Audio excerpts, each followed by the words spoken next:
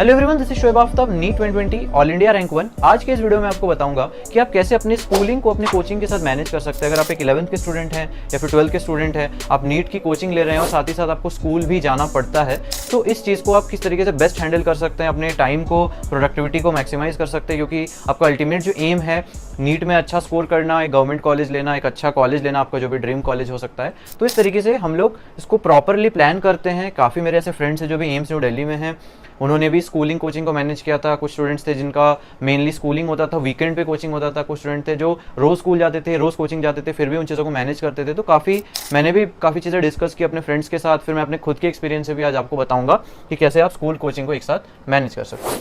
तो नंबर 1 है finish school work in school. ये सबसे इंपॉर्टेंट होता है कि आप स्कूल के काम को घर पे कभी ला ही नहीं सकते। इसका क्या लॉजिक है?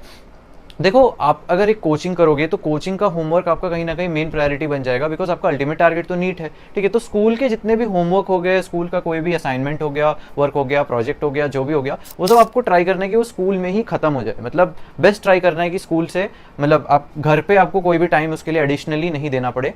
पढ़ाई भी अगर आप कर सकते हो तो वैसे वो थोड़ा टफ है, बट फिर भी आप जितना हो सके आप स्कूल का काम स्कूल में ही करो। ठीक है, उसके बाद आप टाइम को किस तरीके से प्रोडक्टिवली यूज कर सकते हो। देखो, जो पीसीबी के क्लासेस होते हैं, फिजिक्स केमिस्ट्री बायो के क्लासेस हैं, उसमें तो आपको कहीं ना कहीं सोर्स मटेरियल आपका एनसीईआरटी पढ़ाया जाएगा मोस्टली। अगर आप एक सीबीएसई बोर्ड में हैं तो वहाँ पे आपको एनसीईआरटी पढ़ाया जाएगा, और उसके अलावा आप उसमें क्वेश्चन प्रैक्टिस भी उसी क्लासेस में कर सकते हैं। ठीक है, आप मतलब आपका लेट से अभी एनसीईआरटी पढ़ाया जा रहा है, कोई भी एक चैप्टर पढ़ाया जा रहा है, तो आप उस टाइम को ढंग से यूज करो, एक एक लाइन को एनसीईआरटी की पढ़ो। क्योंकि अभी इस पॉइंट ऑफ टाइम पे फिजिक्स की एनसीईआरटी इंपॉर्टेंट हो गई है, केमिस्ट्री की एनसीईआरटी भी इंपॉर्टेंट हो गई जितनी बायो की एनसीईआरटी इंपॉर्टेंट है। ठीक है, तो आपको ये एक अपॉर्चुनिटी है। हमेशा अगर आपके सामने कोई भी हर्डल आता है, कोई दिक्कत आती है, आप उसको एज अ हर्डल मत सोचो, आप उसको एज अ अपॉर्चुनिटी सोचो कि किस तरीके से मैं इसको बेस्ट और प्रोडक्टिव यूज कर सकता हूँ। ठीक है, अगला देखो क्या है, try to practice questions in free periods. काफ़ी ऐसे जो जैसे हमारे लेट से 7 पीरियड होते हैं, 8 पीरियड होते हैं क्लासेस के टाइम पे, स्कूल के टाइम पे, तो उसमें काफ़ी ऐसे होंगे जहाँ पे गेम्स वाला हो गया, स्पोर्ट्स वाला हो गया, या फिर लेट से मतलब कुछ फ्री भी होते हैं, जैसे कोई टीचर एब्सेंट हो गए। तो ऐसे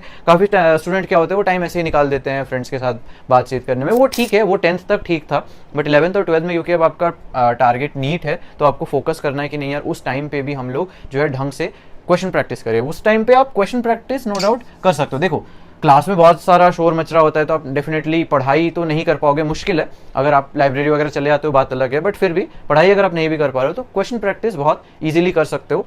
उसके अलावा ऑल डेज अटेंड करने की कोई ज़रूरत नहीं है। मोस्टली स्कूल्स में आपको पता है अराउंड 75% का अटेंडेंस क्राइटेरिया होता है। काफ़ी ऐसे डेज होते हैं जैसे स्पोर्ट्स वाला डे हो गया, काफ़ी ऐसे डे होंगे जैसे मान लो कोई इवेंट वाला डे हो गया, या फिर कुछ चीज़ें सेलिब्रेट होती है, टीचर्स डे होता है, चिल्ड्रन डे होता है, जो भी होता है, ये सब चीज़ों में आप अटेंड मत करो। आप उस टाइम पे ढंग से कोचिंग और कोचिंग की स्टडी पे फोकस कर सकते हो। ठीक है, उसके बाद आप एक प्रॉपर टाइम टेबल बना लो कि हाँ, ये जो टाइम है मेरा स्कूल का टाइम है, ये जो टाइम है मेरा कोचिंग का टाइम है, और बाकी सेल्फ स्टडी का टाइम कैसे भी करके आपको निकालना ही पड़ेगा। लेट से अगर आप 6 घंटे स्कूल जाते हो प्लस 1 आवर आपका ट्रैवल में जाता है तो 7 घंटे आपके चले गए। ठीक है, प्लस लेट से अगर आप कोचिंग भी कर रहे हो तो लेट से 5 आवर्स आपका कोचिंग हो गया। ठीक है, 7-5 12 घंटे तो आपके निकल ही गए। तो आपको एटलीस्ट कैसे भी करके 4 आवर्स की सेल्फ स्टडी निकालनी ही पड़ेगी। ठीक है, क्योंकि अगर आप सेल्फ स्टडी नहीं करोगे तो नीट ऐसी चीज़ है जहाँ पे आप बिना सेल्फ स्टडी के बिल्कुल अच्छा नहीं कर पाओगे।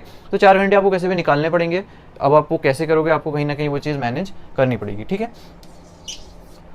उसके बाद हम आते हैं नेक्स्ट, क्या क्या चीज़ें हैं। देखो, वीकेंड्स हैं, वीकेंड्स को बढ़िया यूज़ लो, क्योंकि वीकेंड्स में आप सैटरडे संडे होता है, कहीं कहीं पे सैटरडे भी, कुछ स्कूल्स में सैटरडे भी ऑफ होता है, कहीं पे हाफ डे होता है, और कहीं पे ऐसे होता है ऑल्टरनेट वगैरह। तो जो भी है, वीकेंड्स का बेस्ट यूज़ ले सकते हो। 2 दिन आप बढ़िया कोचिंग के पढ़ाई पे फोकस करो। कहीं कहीं पे जैसे संडे में कोचिंग भी नहीं होती है तो आप बढ़िया उस दिन ढंग से पढ़ सकते हो। फिर काफ़ी हॉलीडेज़ होंगे स्कूल में, काफ़ी सारे हॉलीडेज़ होते हैं जैसे कि, और कुछ दिन होंगे जब आप अटेंड नहीं करोगे, वो आप पता कर लेना कि आपका अटेंडेंस परसेंटेज कितना। आपको कहीं ना कहीं जस्ट 75% के आसपास ही मेंटेन कर लेना है कि हाँ यार, इतने में मेरा बोर्ड्स के लिए बस मैं एलिजिबल हो जाऊं। क्योंकि देखो, आपका मेन टारगेट बोर्ड्स नहीं है। बोर्ड्स में आप 50, 60, 70 कुछ भी लाते हो, आप नीट के लिए एलिजिबल हो। ठीक है, 50 के अबव सारे लोग एलिजिबल होंगे, बट नीट में आप कैसा करते हो वो इंपॉर्टेंट है। और जितने भी इवेंट्स वगैरह है, आप उन सबको स्किप करके पढ़ाई पे फोकस कर सकते हो। उसके बाद प्लान करो हर चीज़। स्कूल के एग्जाम्स देखो, स्कूल के एग्जाम्स के सिलेबस कुछ और होगा, पर्टिकुलरली 11th वालों के लिए ज़्यादा एप्लीकेबल है कि 11th में आपके स्कूल एग्जाम्स के सिलेबस कुछ और होंगे। स्कूल में फिर स्कूल का सिलेबस कहीं और चल रहा होगा, कोचिंग का सिलेबस कुछ और चल रहा होगा। तो ये चीज़ें आपको कहीं ना कहीं प्लान करनी पड़ेगी कि आपको कहाँ पे प्रायोरिटाइज करना है, किस चीज़ को पहले पढ़ना है, किस चीज़ को बाद में पढ़ना है। हमेशा देखो, कोचिंग का सिलेबस ही प्रायोरिटी पे होता है। ठीक है, because school exams let's say final exam से इंपॉर्टेंट होते हैं, जो भी टर्मिनल एग्जाम, मिड टर्म हो गया, कुछ भी हो गया, वो सब एग्जाम्स इतने ज़्यादा इंपॉर्टेंट होंगे नहीं।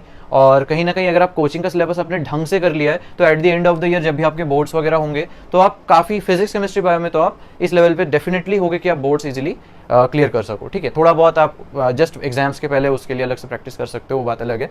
बाकी मॉक टेस्ट भी, कोचिंग के मॉक टेस्ट भी होंगे, तो उस चीज़ को भी आपको प्लान करना पड़ेगा कि किस तरीके से आपको मॉक टेस्ट को प्लान करना है, कोचिंग के सिलेबस को प्लान करना है, स्कूल और स्कूल एग्जाम्स को प्लान करना है।